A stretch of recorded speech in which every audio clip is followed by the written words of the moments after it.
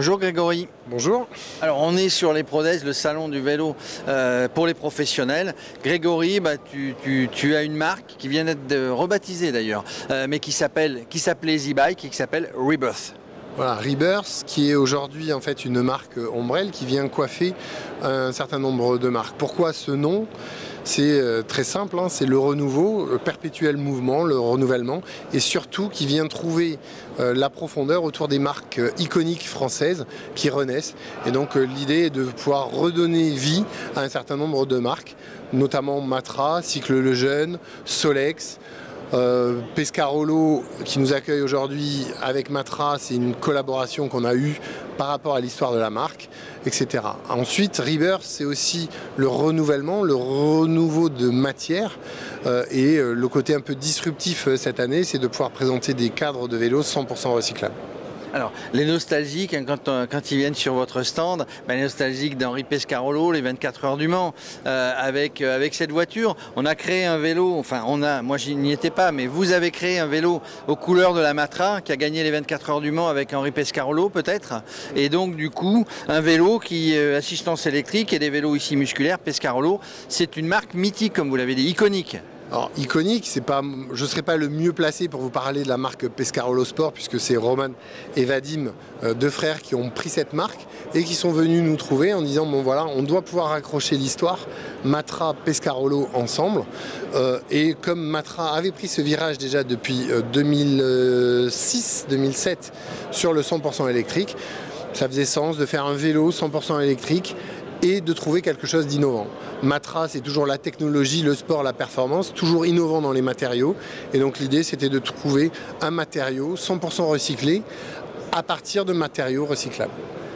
Donc écologiquement bien dans l'air du temps, j'allais dire, mais c'est pas parce que c'est une mode, c'est parce que vous aimez ça aussi. Alors c'est parce qu'on aime ça, c'est parce qu'aujourd'hui, avec la conjoncture, les différents tensions qu'il peut y avoir d'un point de vue international, on n'est pas certain que la filière aluminium ne soit pas un jour déstabilisée. Aujourd'hui, on pense que le matériau composite, donc on parlait de carbone dans le vélo, maintenant on a utilisé ces fibres de carbone dans ce matériau composite, donc on mélange des fibres de carbone courtes avec du polymère ABS pour faire des cadres qui aujourd'hui sont 3 fois plus résistants qu'un cadre en aluminium, qui sont un petit peu plus légers et surtout qui permettent d'être injectés de façon rapide et ensuite qu'on peut repeindre très facilement. Il n'y a pas de soudure, il n'y a rien. C'est ce cadre-là qu'on peut recycler à l'infini. Alors, recyclable, est-ce que le Solex, une de vos marques, est recyclable? Alors, on parle de Solex mythique, ce fameux Solex que beaucoup ont utilisé pour se déplacer. Et bien maintenant, on est sur des Solex vélo assistance électrique. Et alors, on est sur la partie Solex vélo assistance électrique jusqu'à maintenant. On a présenté ce matin le e-Solex, donc dans la version cyclomoteur, et les nouveaux vélos assistance électrique ou le nouveau cyclomoteur sont eux aussi en matériaux 100% recyclés. Alors, pour terminer avec les marques et pour faire un clin d'œil, puisque Radio Cyclo, c'est Radio Cyclo Tour, 4 heures d'émission tous les jours sur le Tour de France, ce sont les vélos Le Jeune, une marque mythique qui ont équipé, je me demande si Eddy Merckx n'a pas roulé sur du Le Jeune. Eddy Merckx, le père d'Andy Schleck, qu'on a découvert l'année dernière, puisque Andy venait de suivre le Tour, et en fait les ProDays l'année dernière démarraient le jour de l'arrivée du Tour de France. Donc Andy a été parrain du lancement de la marque Le Jeune, puisqu'on venait de racheter la marque Le Jeune, et on s'est aperçu de façon tout à fait anodine que son père avait roulé pendant 3 ans sur la marque Le Jeune, Tour des Flandres, etc.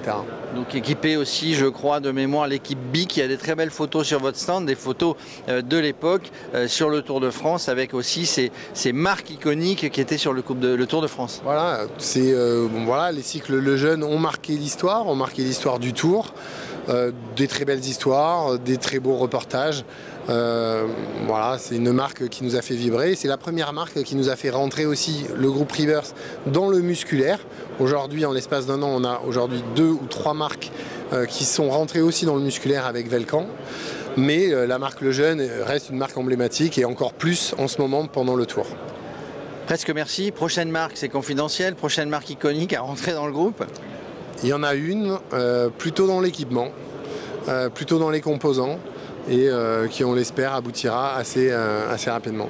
Voilà, merci Grégory, merci de faire revivre ces marques qui sans vous peut-être auraient disparu. Elles sont là et bien là. Merci et merci à Radio Cyclo et bon tour.